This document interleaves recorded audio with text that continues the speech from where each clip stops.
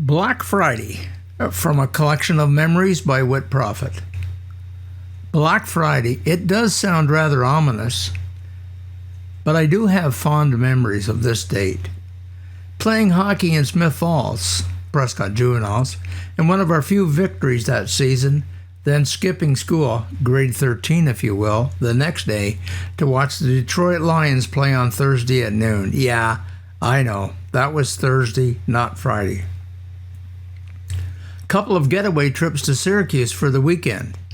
It was very busy, but good deals and good times.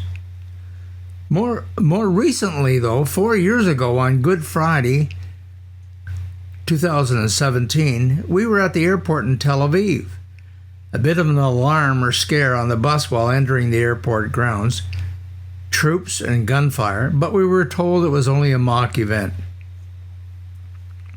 Once we were inside, Colleen set up shop at one of the tables in the food court, and with her iPad, entered the payroll for the store back in Brockville. Hard to believe, but they actually had a Black Friday 2-for-1 sale at the duty-free liquor store in the airport. Of course, I took advantage of it. Opted for Bailey's with Colleen in mind. Always wondered. I wonder if it would have applied to select Johnny Walker Blue. 2 years ago, we had some freezing rain, and I stepped out the back door to make sure I started the car in advance of venturing out and taking Colleen to the store.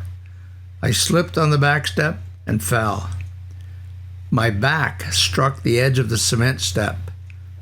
As I lay on the icy patio, it took a few minutes to catch my breath before I could slide over to the step and try to get up and back into the house. Colleen was in the shower and completely oblivious to my dilemma. It took me about 5 minutes to crawl up the one step and get my head and shoulders inside the kitchen. It took several attempts to get Colleen's attention and have her to come to my rescue. It was quite a struggle trying to raise myself enough to get on my knees and eventually onto my feet. But I endured and succeeded. I knew I was hurting. I am a real wimp, but this was real pain. We called Rob and Peggy to see if they could assist me and get me to the hospital. As luck would have it, they were just entering the Canadian Tire store, Black Friday deals I presume, and had their truck. Knowing I wouldn't be able to climb up into the cab, they went home and got the car.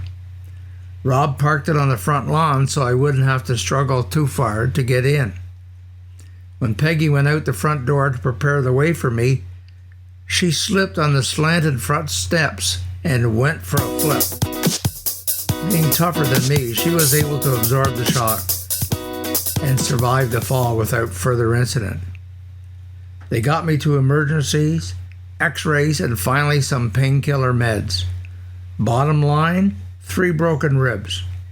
The painkillers kicked in and I got through the afternoon without any great discomfort and had plenty of stories and laughs with Kathy and Colleen. The next few nights were a struggle, but I was able to make the trip to Mexico in the second week of January. Last year at this time, Black Friday, I had my cancer scare. My urine test at Life Labs caught the eye of the doctor, and the urologist had me come in for a cystoscope. Embarrassing, but not nearly as unpleasant as I had feared.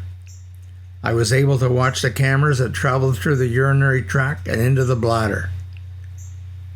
The doctor called me a week or so later and said he wasn't positive that I did have bladder cancer, but the test results indicated that was the thought. He said the cell configuration may have been caused by other issues. He said he may have nicked the wall of the tract or the bladder. Interestingly enough, he injected some humor. He said that this could have been caused by a nurse upsetting him, or he may have been pissed off at me for some reason and miscued on the cell sample. So he had me repeat the urine test with a 4-hour drink and drain procedure. Luckily, the results came back clean. And this year on Black Friday, I returned the heart monitor I had been wearing. Hopefully the results there are as good as well. Black Friday, good riddance.